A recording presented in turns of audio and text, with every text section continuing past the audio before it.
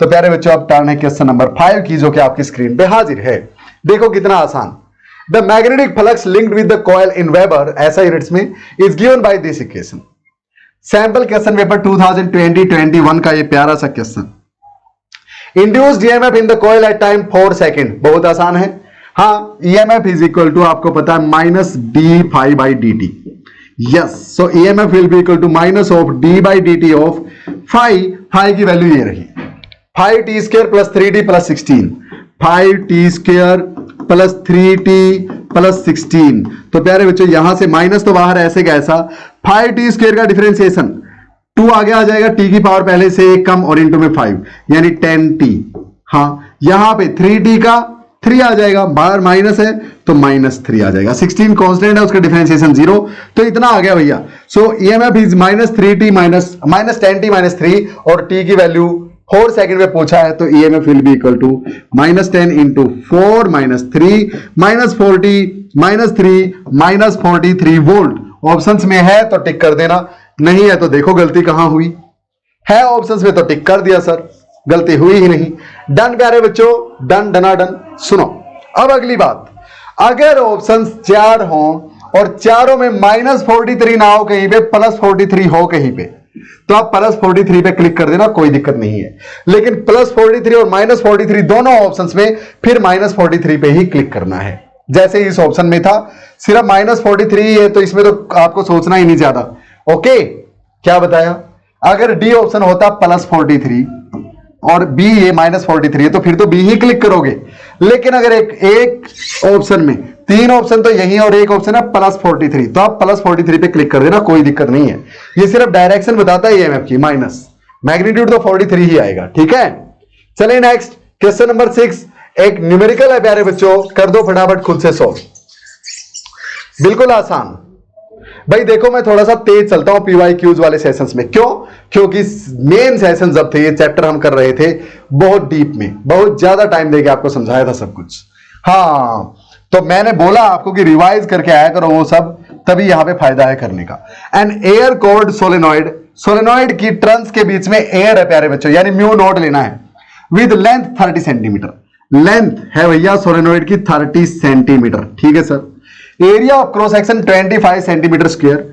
Area of cross section 25 centimetre square. ठीक है भाई। And number of turns 800। Number of turns, total number of turns 800 दे रखी है। Carries A current of 2.5 ampere, 2.5 ampere का current है। अब देखो ये एसआई यूनिट्स में और ये सीजीएस में, तो इनको भी एसआई में चेंज करो भाई, कर लेंगे जब जरूरत पड़ेगी।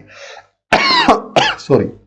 The current is suddenly switched off, एकदम से करंट को स्विच ऑफ कर दिया प्यारे बच्चों, यानी फ्लक्स हो गया 0 उसके थ्रू। करंट ऑफ यानी फ्लक्स 0। ठीक है भाई। इन ए टाइम ऑफ 10⁻³ सेकेंड्स, इतने टाइम में फ्लक्स 0 हो गया, यानी फाइनल फ्लक्स 520 हो गया। Delta T change in time कितना है? 10⁻³ सेकेंड, यानी 1/1000 सेकेंड।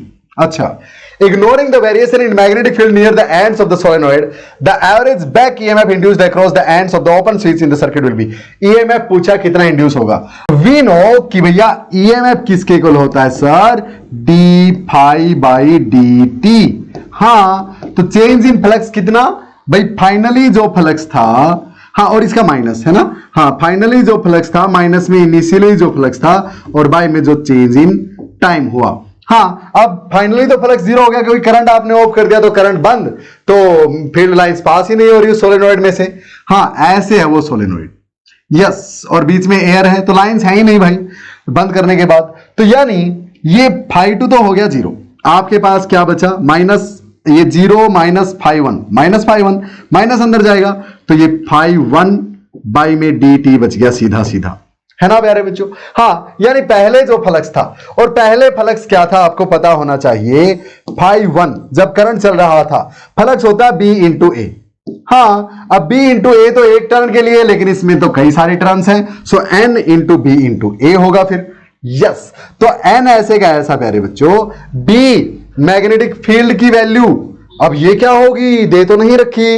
अरे सोलेनॉइड, आपको पता है सोलेनॉइड के थ्रू मैग्नेटिक फील्ड प्यारे बच्चों म्यू नॉट एन आई होती है। लेकिन सर अब प्रॉब्लम है ये नहीं दे रखा एन, अरे टोटल नंबर ऑफ टर्न्स दे रखी है, लेंथ दे रखी है, तो n/l आपको क्या दे देगा? हाँ यस, तो आपको total number of turns per unit length की वैल्यू यहां से आ जाएगी n by L, total number of turns by में टोटल लेंथ। तो भैया यहां से आपके पास म्यू नॉट, ये कैपिटल N बाई एल लिख देता हूं और ये इंटू में आई ऐसे का ऐसा, और ए यहां पे है तो ए ऐसे का ऐसा। क्लियर प्यारे बच्चों? अब इनकी वैल्यूज पुट कर दो भाई, करते हैं एक एक करके। सुनो, n इंटू n का स्क्वायर और टोटल नंबर ऑफ टर्न्स है 800, तो 800 का स्क्वायर 800 गुना में 800 लिख देता हूं। म्यू नॉट की वैल्यू होती है आपको पता है 4 पाई, यानी 4 इंटू 3.14 इंटू 10⁻⁻7, बिल्कुल।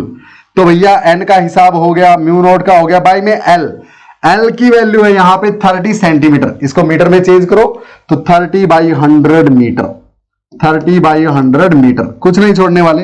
तो ये हो गया। I की वैल्यू है 2.5 एम्पियर, तो इसको लिखो 25/10, 2.5 को लिखो 25/10, ठीक है भाई।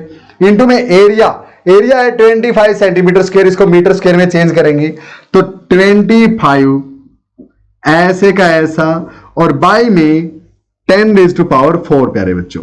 हाँ क्यों?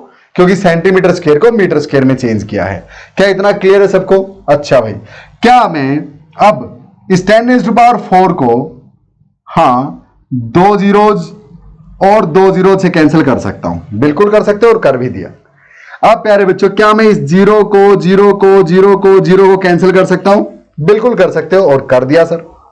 अच्छा भाई, अब आपके पास यहां पे 625, 6 2 8 और 5 13, नहीं कटेगा 3 पे, ठीक है। तो 3 ऐसे का ऐसा रख लेते हैं। यहां देखो 8 8 जा 64, 64 4 जा 4 चौके 16, 1 4 6 24 और 1 25, 256। 64 इंटू 4 256, और ये 25 गुना 25, और इतनी बड़ी कैलकुलेशन, 625 ये हो गया मेरे ख्याल में, 25 पंजे 125, 25 दूनी 50 और 12 62, 625 ये हो गया। हाँ, और 3.14 है इंटू में, यस ये भी पुट करो, और बाय में 3 है, यस ये भी पुट करो।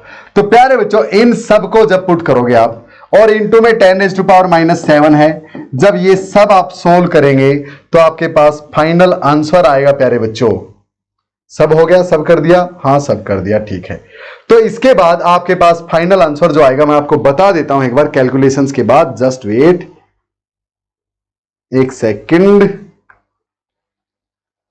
ये आएगा प्यारे बच्चों 16.74 इंटू 10⁻⁻3। यह है आपके पास फ्लक्स, इसकी वैल्यू यहां पुट कर दो 16.74। देखो अपना टाइम बचता है प्यारे बच्चों, सोल्व तो आप कर ही लोगे ना, गुना भाग बच गए यार। हाँ, और इंटू में 10⁻⁻3 ये पुट किया फ्लक्स की वैल्यू, बाय में dt चेंज इन टाइम 10⁻⁻3, तो ये कैंसिल कर देगा आपस में, अपने पास 16.74 वोल्ट आपके पास ईएमएफ की वैल्यू आ जाएगी।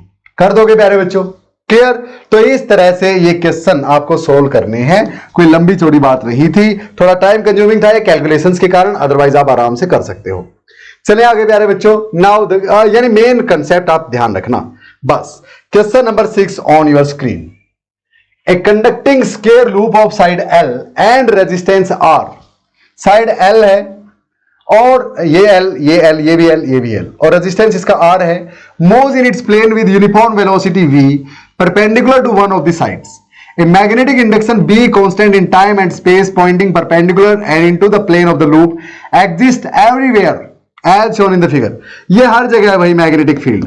एवरीवेयर का मतलब है हर जगह प्यारे बच्चों। बस इसी वर्ड ने खेल कर दिया और काफी सारे बच्चों का 1 मार्क छीन लिया। हाँ कैसे भाई? देखो, the current induced in the loop is, अब लूप में करंट तब इंड्यूस होगा प्यारे बच्चों जब इसके थ्रू फ्लक्स चेंज होगा। हाँ, तो अगर अभी इसके अंदर से 100 लाइन पास हो रही हैं तो आप इसको मूव करोगे तो भी इसके अंदर 100 ही लाइन है, क्योंकि हर जगह पे मैग्नेटिक फील्ड सेम है। और ये मैग्नेटिक फील्ड से बाहर भी नहीं निकल पाएगा क्योंकि हर जगह है मैग्नेटिक फील्ड, तो इसके चारों ओर। हाँ, तो फ्लक्स चेंज ही नहीं हो रहा, तो भैया अगर फ्लक्स चेंज नहीं हो रहा तो ईएमएफ कहां से इंड्यूस होगा? यानी 0 will be the right answer. अब बच्चे लगे रहे इस पे फार्मूला अप्लाई करने, sir EMF is equal to B L V, V की वैल्यू दे रखी है, बी की वैल्यू दे रखी है, एल एल भी दे रखा सर। अरे भैया नहीं, ऐसे नहीं होता। तो sir current is equal to B L V by R, तो इनमें से आपको ये फटाक से दिख जाता ये और ये। तो आप देखते फिर अब फ्लेमिंग राइट हैंड रूल लगा लेते, क्लॉकवाइज आएगा एंटी क्लॉकवाइज, फिर फंस जाते ऑप्शंस के चक्कर में और कोई ना कोई एक आपका पक्का ठीक ए और बी में से लगता। आपको नहीं करनी है ऐसी गलती भाई। एवरीवेयर वर्ड ने सब कुछ चेंज कर दिया, ठीक है। हर जगह मैग्नेटिक फील्ड है तो चलाते रहो, सेम फ्लक्स इसके थ्रू पास होता रहेगा, फ्लक्स में चेंज ही नहीं होगा। नाउ क्वेश्चन नंबर 8 बहुत ही आसान प्यारे बच्चों, देखते हैं क्या बोलता है ये।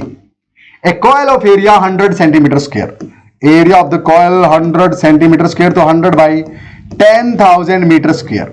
हाँ भाई, is kept at an angle of 30 degree with magnetic field of 10⁻⁻10, यानी इस कॉइल की प्लेन प्यारे बच्चों 30 डिग्री पे है with the magnetic field of 10⁻⁻1 tesla, यानी मैग्नेटिक फील्ड इज 1/10 टेस्ला। अच्छा ठीक है भाई। The magnetic field is reduce to 0 in 10⁻⁻4 seconds. Magnetic field पहले इतनी थी, अब 0 हो गई, यानी अब फ्लक्स 0। इसके थ्रू फील्ड लाइन ही नहीं है। और टाइम में चेंज dt इस दौरान रहा 10⁻⁻4 seconds. The induced EMF in the coil is, induced EMF is equal to minus of d phi by dt।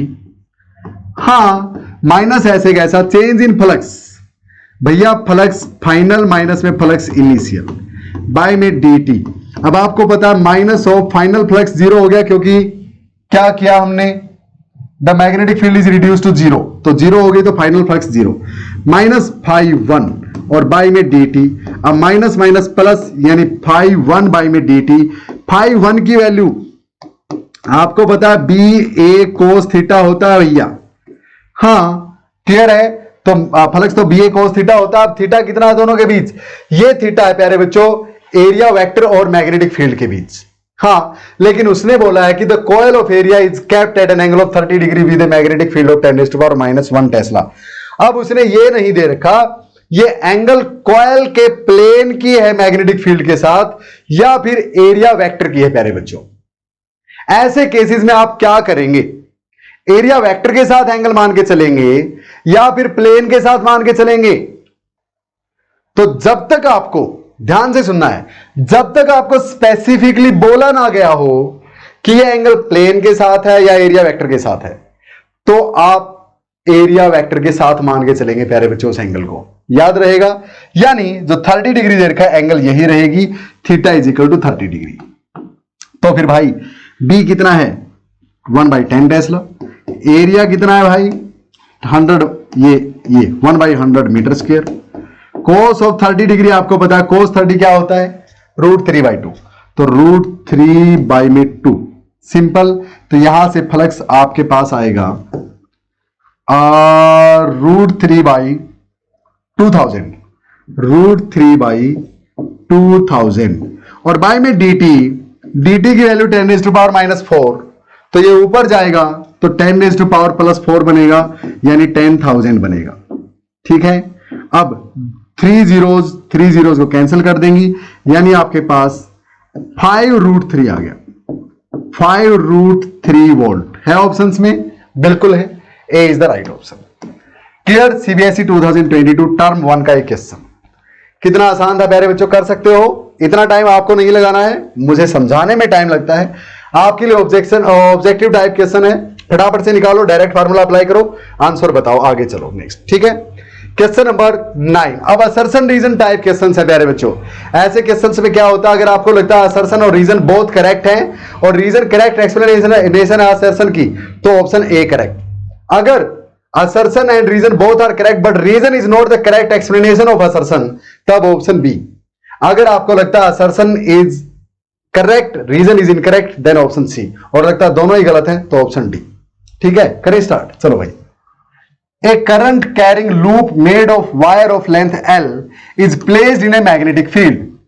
It experiences a torque which is greater than the torque on a circular loop made of same wire carrying the same length in the same magnetic field।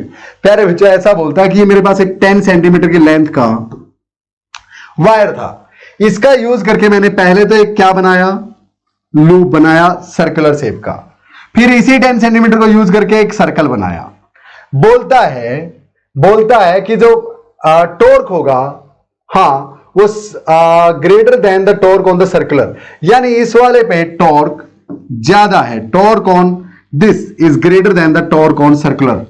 अगर same magnetic field में मैं इसको रखूं तो इस पे torque ज्यादा, इस पे कम। क्या ये सच है? बिल्कुल सच है प्यारे बच्चों। आपको पता है tau is equal to NIAB ये होता है, पिछले चैप्टर में पढ़ा था मैग्नेटिज्म वाले में। हाँ, तो टॉर्क इसने यहां कहां से ला दिया, चलो दे दिया तो कोई ना, तो टॉर्क इसके बराबर होता है प्यारे बच्चों। अब दोनों में नंबर ऑफ टर्न्स तो एक एक ही है, करंट भी सेम दौड़ाया उसने बोला, मैग्नेटिक फील्ड भी सेम अप्लाई की, लेकिन एरिया दोनों का अलग अलग है। एरिया इसका ज्यादा, और प्यारे बच्चों कोई भी लेंथ आप अगर सर्कुलर शेप में ढालते हो तो एरिया मिनिमम एक्वायर करेगा सर्कल, ठीक है। हाँ, एरिया मिनिमम एक्वायर होता है सर्कल शेप में एज कंपेयर टू और अदर शेप्स। तो भैया यहां पे एरिया मिनिमम, तो यहां पे टॉर्क भी मिनिमम लगेगा, यानी इसने बोला कि it experience is a torque which is greater than the torque on A circular loop. बिल्कुल सही है, ओके, सर्कुलर वाले से ज्यादा होगा स्क्वायर वाले पे। अब reason, square loop occupies more area than a circular loop both made of wire of same length. बिल्कुल, इसका एरिया ज्यादा होता है इससे, और यही कारण है इसमें टॉर्क भी ज्यादा लगेगा उस मैग्नेटिक फील्ड में। यानी reason is the correct explanation of assertion, A is the right option for this question. CBSE 2023 का प्यारा सा आसान सा क्वेश्चन। नेक्स्ट, असर्शन रीजन प्यारे बच्चों। असर्शन रीजन क्वेश्चन अब काफी इंपॉर्टेंट हो गए हैं जब से न्यू वे में क्वेश्चन पेपर आपका सेट होने लगा है नए इंस्ट्रक्शंस के अकॉर्डिंग। असर्शन बोलता है magnetic flux of a magnetic field B passing through an area A is given by the relation phi is equal to B dot A। बिल्कुल सही, phi is equal to B dot A होता है, BA cos theta होता है, बिल्कुल। Reason, quantity obtained by product of two vectors is always scalar. प्यारे बच्चों, दो वेक्टर्स का, अगर मैं बोलूं दो वेक्टर्स का प्रोडक्ट क्या हमेशा स्केलर होगा? ना। अरे M मैग्नेटिक डाइपोल मोमेंट और मैग्नेटिक फील्ड, इनका क्रॉस प्रोडक्ट क्या देता है आपको? टाउ, जो कि वेक्टर है। हाँ, तो दो वेक्टर क्वांटिटीज का प्रोडक्ट आपको वेक्टर क्वांटिटी भी दे सकता है, ऑलवेज स्केलर नहीं देता, ओके। हाँ, इनका डॉट प्रोडक्ट आपको एक स्केलर क्वांटिटी देगा, लेकिन क्रॉस प्रोडक्ट कर दोगे तो वेक्टर आएगा यार। तो ऑलवेज वर्ड ने काम खराब कर दिया। Assertion is correct, reason is incorrect, so C is the right option, ठीक है।